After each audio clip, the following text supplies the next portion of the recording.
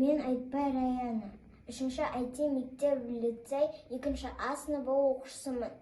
Мен веб шығармасын қабыл алыңыздар.